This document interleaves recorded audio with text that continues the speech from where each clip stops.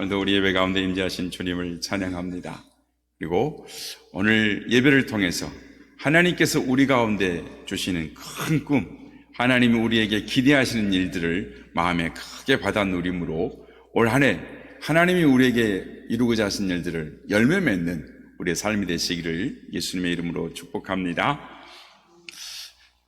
새해가 됐습니다. 성도 여러분, 만약에 우리가 먼 지방으로 이사를 가게 된다든지 또는 본의 아니게 몇 년을 타국에 가서 이제 신앙생활을 하게 된다라고 한다면 교회를 선택해야 한다고 한다면 여러분 어떤 교회를 선택하시겠습니까? 나를 행복하게 만들어주는 교회입니까? 아니면 나를 더 영적으로 건강하게 만들어주는 교회를 선택하시겠습니까? 이 질문은 우리 스스로에게 한 번쯤은 던져보아야 할 질문들인 것입니다. 대부분의 사람들은 나를 행복하게 만들고 평안하게 해주는 교회를 선택하고 싶다라고 말할 것입니다. 이것이 어쩌면 우리 안에 자연스러운 반응이다라고 할 것입니다. 여러분, 세상에 사람이 생명이 태어나는 것은 정말 신비로운 일입니다. 그런데 이 땅에 교회가 세워주는 것 또한 너무나 감격스럽고 장엄한 일이다라고 할 수가 있습니다. 이곳에 우리의 교회를 하나님이 세워주시고 지금까지 우리를 인도해 주신 것 너무나 감사합니다. 그것을 기억하는 우리가 되어야 될 줄로 믿습니다. 그런데 우리가 이곳에 세워주신 교회, 이 은혜의 동산을 더 아름답게 가꾸고 더 힘차게 성장하는 교회로 세워가야 할 줄로 믿습니다. 그렇다면 공동체가 얼마나 앞으로 전진할 수 있느냐라는 것은 그 공동체 구성원들이 어떤 생각을 하고 있느냐, 어떤 꿈을 가지고 있느냐에 매우 밀접한 관련이 있습니다. 여러분, 꿈이 없는 공동체, 소망이 없는 공동체, 비전이 없는 공동체는 결국에는 소멸할 수밖에 없는 것입니다. 과거에 매달려 있거나 과거의 향수에 사로잡혀 살아간다면 그런 공동체는 전진은 고사하고 뒤로 후퇴할 수밖에 없는 것입니다. 과거는 되도록이면 빨리 잊어버리고 우리 앞에 있는 비전을 바라보고 흔들리지 않는 열심으로 달려나가야 될 줄로 믿습니다. 여러분에게 참 멋진 한 부부를 소개해드리고 싶습니다. 자동차 왕인 헨리 포드 부부의 이야기입니다. 포드는 초등학교도 제대로 나오지 못한 사람이었지만 최고 학부를 나온 사람에게 뒤처지지 않는 이 엄청난 자산이 있었습니다. 그건 무엇이냐면 바로 내일에 대한 꿈과 비전이었습니다. 그가 자동차를 만들게 된 동기는 어느 날 마차가 이렇게 지나가는 걸 보면서 마차가 끌지 않는 차를 만들어 보면 어떨까라는 생각을 하게 되었습니다. 뿐만 아니라 이 포드의 아내는 믿음이 아주 좋은 사람이었어요. 그러니까 남편의 그런 꿈을 황당하다, 허황되다라고 말하지 아니하고 당신의 꿈은 참 멋진 꿈이야 라고 말하면서 힘들 때마다 어려울 때마다 격려하고 지지해 주었습니다. 그래서 이 헨리의 포드 자동차는 꿈과 믿음이 하나로 어우러져서 만들어낸 작품이다라고 할 수 있습니다. 그래서 이들 부부가 죽은 후에 사람들이 이 디트로이트의 박물관, 즉 기념관을 세워놓고 나서 이들 부부의 비문에 뭐라고 적어놨냐면 포드는 꿈의 사람이요 그의 아내는 믿음의 사람이었다라고 적어놨습니다. 또한 헬렌 켈러는 듣지도 보지도 말하지도 못하는 삼중고의 장애를 가지고 있었지만 그녀는 건강한 사람들이 이룰 수 없는 어마어마한 일들을 이루어냈습니다. 그래서 신문 기자들이 그녀에게 물어보았습니다. 헬렌, 당신이 보기에 이 땅에 불행한 사람이 어떤 사람이라고 생각하십니까? 그랬더니 기자들이 예상할 때는 그녀가 돌보는 고아들이나 신체 장애자들, 지체 장애자들이다라고 말할 줄 알았는데 헬렌 켈러는 이 밝은 표정으로 이렇게 말했습니다. 꿈이 없는 사람, 비전이 없는 사람이 불행한 사람입니다 라고 말했습니다. 성도 여러분, 누가 가장 불쌍한 사람이라고요? 볼 수 있고 들을 수 있고 말할 수 있지만 꿈이 없는 사람, 그 사람이 가장 불쌍한 사람이다라는 것입니다. 여러분, 하나님께서 우리를 축복해 주실 때 우리가 가진 꿈을 축복해 주시는 것입니다. 그래서 우리의 꿈이 크면 클수록 하나님은 우리의 꿈을 이루도록 인도해 주시고 축복해 주시는 것입니다. 미국 기독교 교계의 탁월한 지도자 존 맥스웰이라는 목사님이 계십니다. 그분이 성공하는 사람과 실패하는 사람의 차이점에 대해서 이렇게 말을 합니다. 성공한 사람들은 삶의 목적이 있고 비전이 있습니다.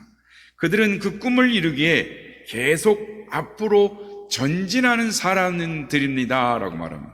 반면에 성공하지 못하는 사람은 현재만 바라보고 지금만 바라보는 사람입니다. 현실에 급급한 사람입니다. 그들은 내일을 생각하는 사람이 아니라 오늘 당장 필요한 것에 정신이 팔려 살아갈 뿐입니다 라고 말했습니다. 여러분, 세상에서 가장 불쌍한 사람은 꿈이 없는 사람입니다. 꿈이 없는 사람은 하나님이 쓰시고 싶어도 쓰실 수가 없는 것입니다. 그러므로 꿈을 가지시는 우리 모두가 되시길 주의 이름으로 축복합니다. 한 번은 아버지와 아들이 사막을 여행하게 되었습니다. 가도 끝이 없는 모래 벌판이 계속되었습니다. 태양볕이 사정없이 내려 쬐었습니다. 가도 길이 나타나지 않고 결국 물이 바닥에 나고 말았습니다. 두 사람은 질질대로 지쳐버렸습니다. 결국 아들은 체념한 듯 아버지에게 이렇게 말했습니다. 아버지, 힘들게 이렇게 이 광야길을, 사막길을 가봐야 무슨 소용이 있겠습니까? 갈수록 힘드니까 차라리 이 자리에 가만히 편안하게 앉아있다가 죽는 것이 더 낫지 않겠습니까? 라고 아들이 말했습니다. 하지만 아버지는 이 아들을 달랬습니다. 아들아, 조금만 참아라. 조금만 더 걸어가면 우리 앞에 시원한 오아시스가 있을 거야. 곧 나타날 거야. 아들은 아버지의 말에 용기를 내어서 다시 걷기 시작했습니다. 그리고 앞을 걸어가기 시작했습니다. 한참을 걸어가다가 그들 앞에 몇 개의 무덤이 나타났습니다. 아들은 그 무덤을 보고 이렇게 말했습니다. 절망한 나머지 턱썩 주저앉으면서 아버지 보세요. 결국은 이 사람들이 광야길을 가다가 이곳에 묻혀 죽고 말았잖아요. 우리라고 별 수 있겠습니까? 다 소용없는 일입니다 라고 말했습니다. 하지만 아버지의 생각은 전혀 달랐습니다. 아들아, 이제 정말 우리가 안심해도 되겠구나. 여기에 무덤이 있다라는 것은 누군가가 여기에 사람들이 묻었다는 것이고 가까운 곳에 사람들의 마을이 있다는 증거야. 정말 얼마 가지 않아서 큰 오아시스가 있는 마을을 발견하게 되었습니다. 그래서 그 아버지가 말한 대로, 꿈을 바라보는 대로 오아시스가 있는 곳에서 갈증을 해결하고 생명을 건질 수 있었다라는 것입니다. 여러분, 이 이야기가 우리에게 주는 교훈이 무엇입니까? 우리가 꿈을 꾸는 것, 우리가 소망을 가지는 것, 그것이 정말 중요하다라는 것입니다. 어떤 상황 속에서도 소망과 꿈을 잃어버리지 않고 나아가는 자에게 반드시 때가 되면 이루어진다라는 것입니다. 오늘 예수님께서도 오늘 보면 겨자씨 비유를 통해서 우리에게 말씀하고 계시는 내용도 마찬가지입니다. 여러분, 예수님은 작은 겨자씨를 통해서 무엇을 보고 계셨을까요? 그 작은 겨자씨가 큰 나무가 되는 것을 보셨습니다. 눈에 겨우 보이는, 손에 잡힐까 말까 하는 그 겨자씨가 큰 나무가 되어서 그 나무에 새들이 깃들이고 그 새들이 노래하는 것을 그 작은 겨자씨를 보면서 들으셨다라는 것입니다. 우리는 미래를 내다보는 안목을 가진 사람들을 보고 비전어리라고 합니다. 비전을 가진 사람, 꿈을 가진 사람을 비전어리라고 하는 것입니다. 시대가 힘들고 어려울수록 이런 꿈을 꾸는 사람들이 더 많이 필요한 것입니다. 예수님께서 12제자를 부르셨을 때 제자들에게 미래에 대한 큰 기대감을 가지고 계셨습니다. 그래서 제자들을 불러놓고 하신 말씀이 하나님 나라에 대한 이야기를 하셨습니다. 그리고 오늘 본문도 제자들을 불러놓고 하나님 나라를 이야기하는 한 토막의 이야기인 것입니다. 어떤 사람이 작은 겨자씨 하나를 심었습니다. 이 작은 겨자씨인데, 그런데 그 겨자씨가 큰 나무가 되었습니다. 울창한 숲을 이루고 새들이 날아와서 깃들이고 노래를 부릅니다. 그 작은 겨자씨가 큰 나무, 많은 사람들이 쉴 수 있는 그런 공간을 제공해주는 씨앗이 되었다, 나무가 되었다라는 이 겨자씨 하나 속에 담겨져 있는 아름다운 이야기를 해 주셨습니다. 이처럼 예수님은 제자들이 비전어리, 꿈을 꾸는 사람들이 되기를 기대하셨던 것입니다. 그렇다면 하나님께서 쓰시는 사람이 되기 위해서는 우리가 어떻게 해야겠습니까? 오늘 겨자씨 비유가 우리에게 가르쳐주는 교훈이 있습니다. 먼저는 작은 것을 부끄러워하지 말라라는 것입니다.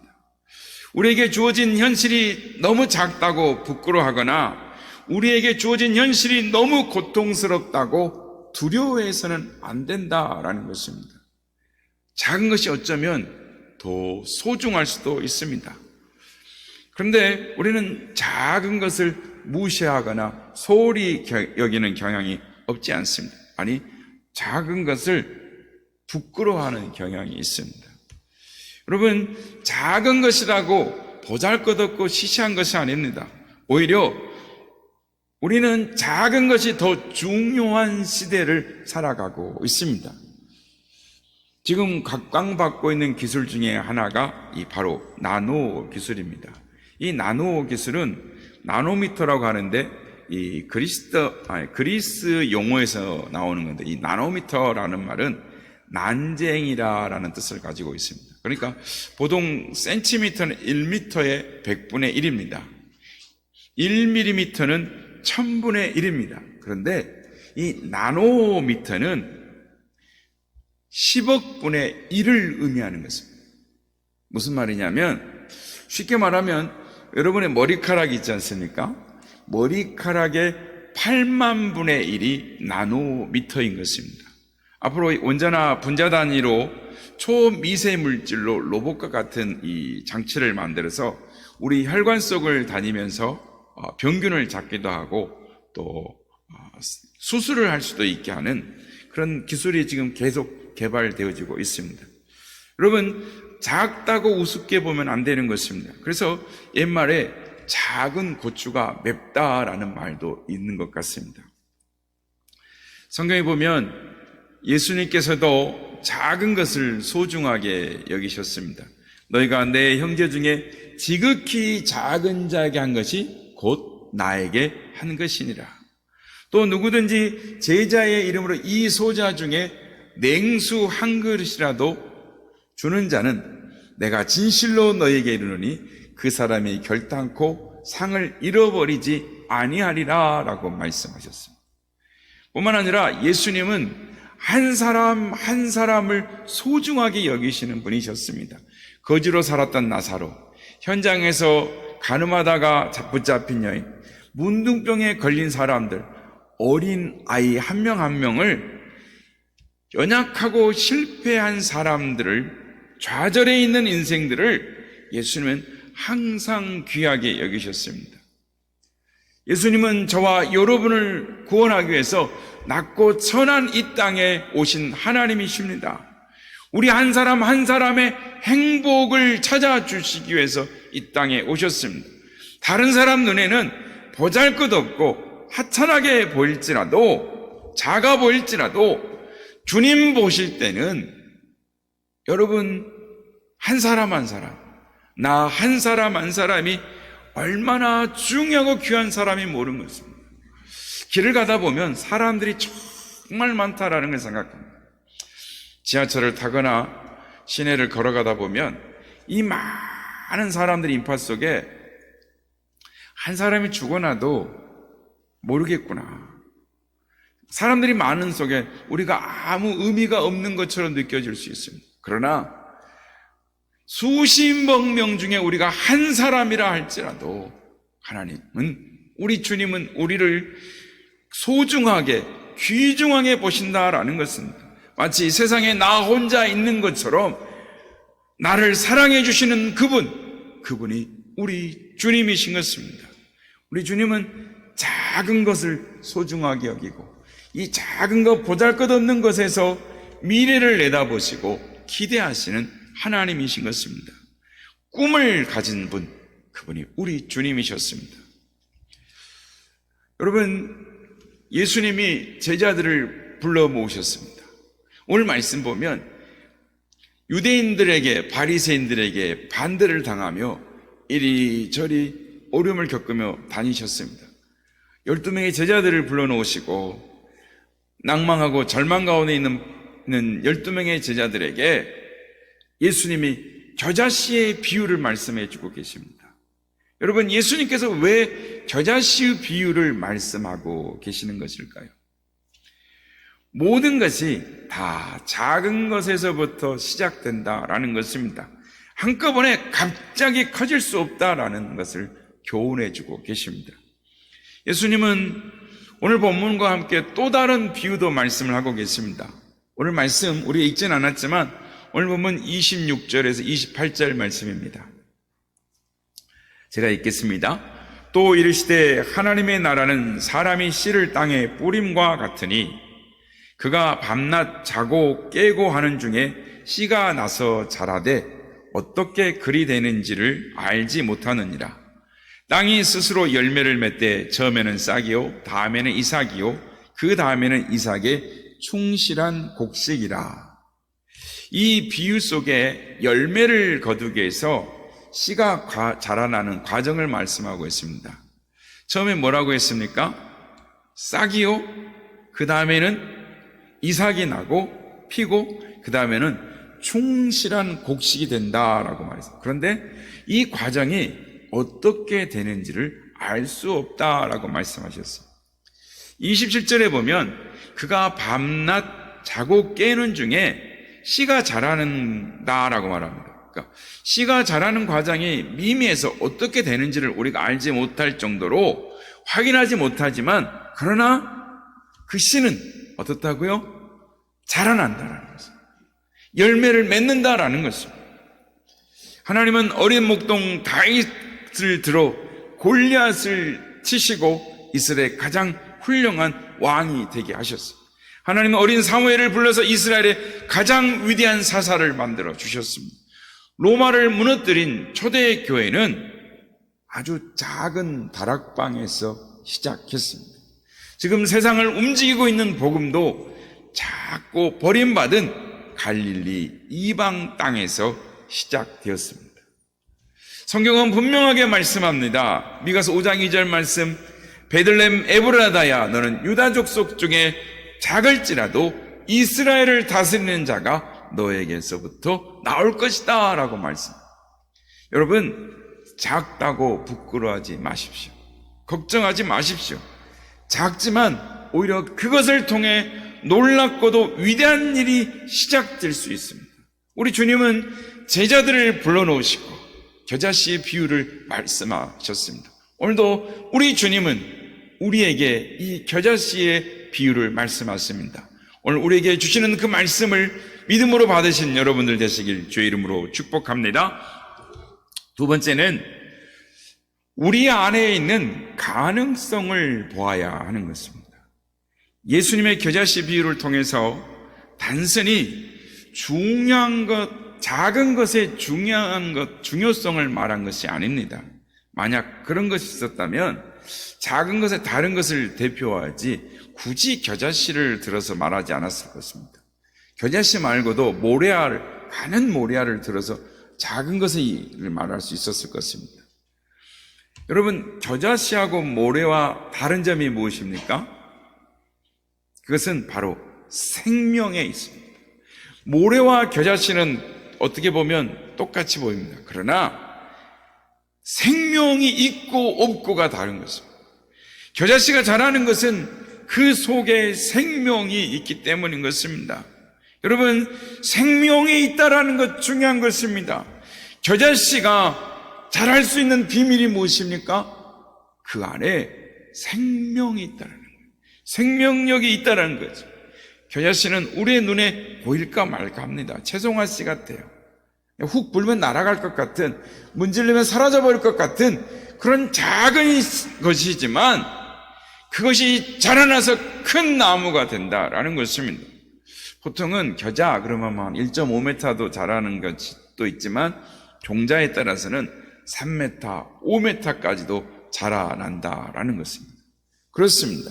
생명이 있기 때문에 작은 거지만 새들이 날아와서 깃들 만큼 큰 나무, 거대한 나무로 자라나는 것입니다. 작은 겨자씨, 눈에 보일까 말까한 작은 겨자씨가 자라나는 것은 생명이 있기 때문입니다. 성도 여러분, 예수님께서 겨자씨 비유를 통해서 말씀하시려고 하는 것이 무엇이겠습니까? 바로 겨자씨의 생명력입니다.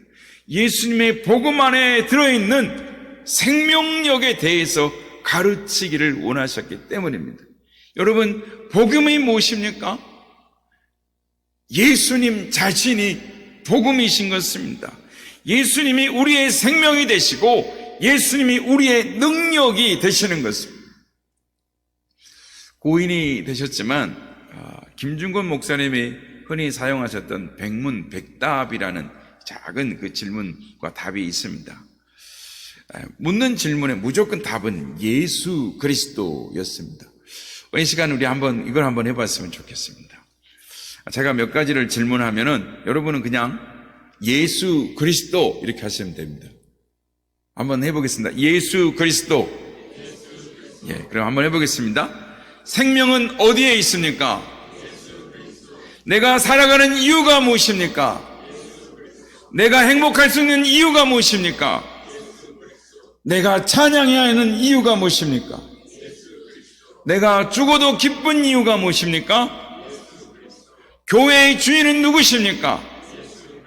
만물의 주인은 누구십니까?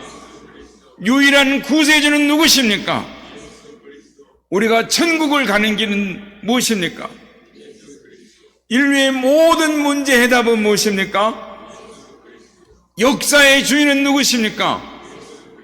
우리에게 영생을 주시는 분은 누구십니까? 부활의 소망은 누구십니까? 그렇습니다. 예수님만이, 예수 그리스도만이 우리의 생명이 되고 능력이 되시는 것입니다. 예수 그리스도의 복음 안에 생명이 있습니다. 예수님 안에 생명이 있습니다. 이 사실을 믿으시는 우리 모두가 되시길 주의 이름으로 축복합니다.